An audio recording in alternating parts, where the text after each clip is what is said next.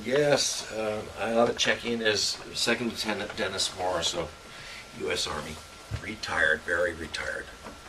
And I'll tell you a little bit about that story in a little more human detail in a minute.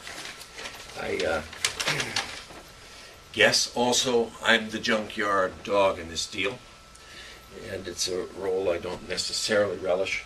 I think I'm nicer than a junkyard dog, but every once in a while somebody's got to bark instead of whimper, and I thought I'd just be as outrageous as I possibly could for openers, and let's see how that goes.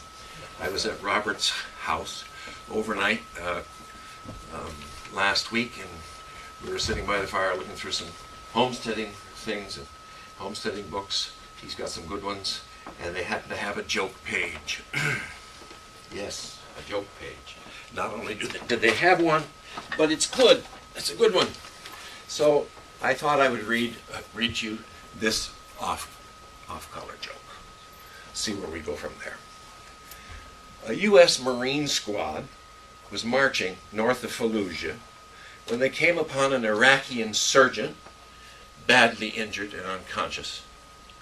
On the opposite side of the road, an American Marine in a similar but less serious state.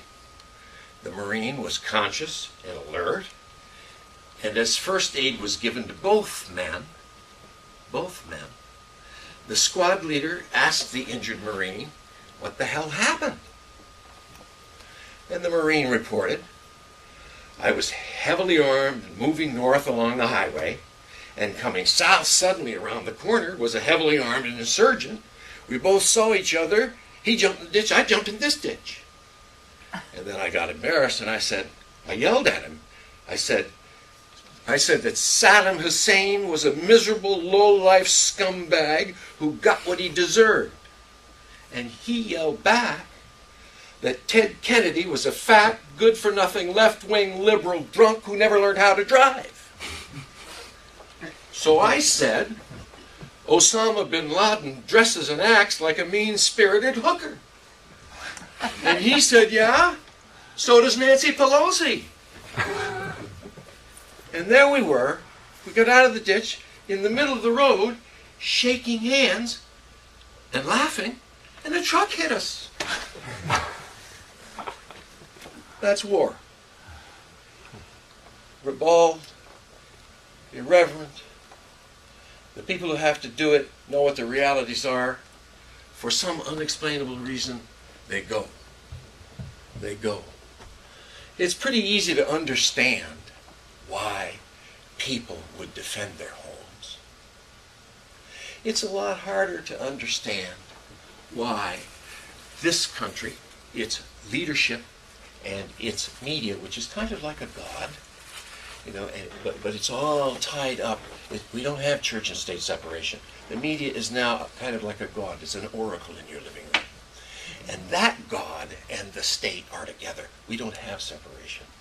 It's a little difficult to understand why the media and our leadership call ordinary, decent human beings who are simply trying to protect their homes and their families and their values terrorists. That's pretty hard for me to understand. I don't think those people are terrorists. I think I have a great deal in common with them. And I think you do too.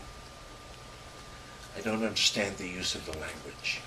1984, Orwell's 1984, was supposed to be a lesson in what we should avoid, not a goddamn playbook for how our government should behave.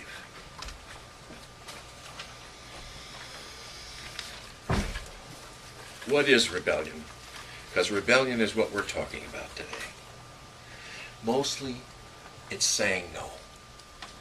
Somebody orders you to do something you don't want to do, you don't feel is right, you say no.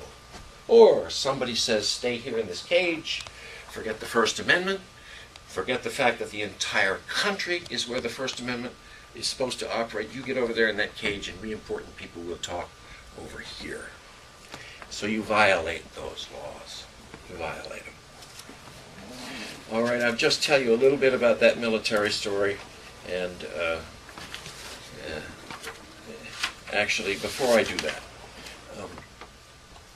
I've said the irreverent thing. And now I want to say something a little on the other side. It is, after all, not just Vermont Independence Day today. It is Martin Luther King's birthday. And I was interviewed a few days ago, and the interviewee said, "What about Martin Luther King?" And I was stunned that I had sort of forgotten. That's the first time I can remember having sort of forgotten. And I thought about that a long time, but after the interview, but what I finally decided was, and what I said was, Martin Luther King was a giant, clearly a giant. He should have the day named after him, as he did.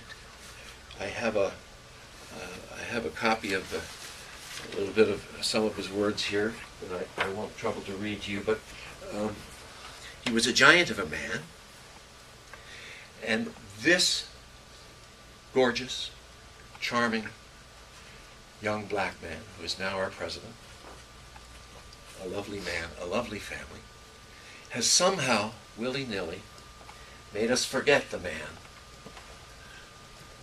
who was set to lead the garbage collectors in Memphis, Tennessee, when they gunned him down. Giant of a man, and I wonder if somehow our forgetting him was in any way planned forward in time. You know,